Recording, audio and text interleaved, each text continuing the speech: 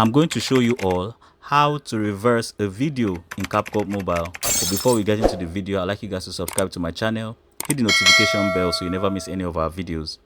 Tap on New Project on your Capcut Mobile. Select the video you want to work on and import it into your Capcut Mobile. And it will automatically show your timeline once you do that. Go to where you want your reverse to start on the video.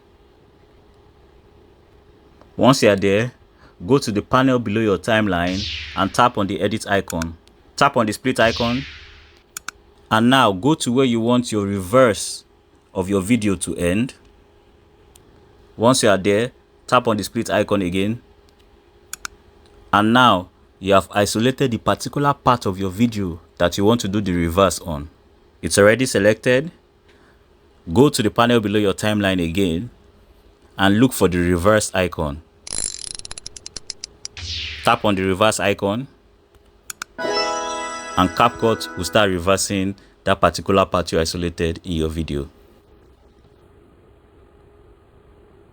Capcut has completed the reversal, so now let's go and check it to see whether it's up to our satisfaction.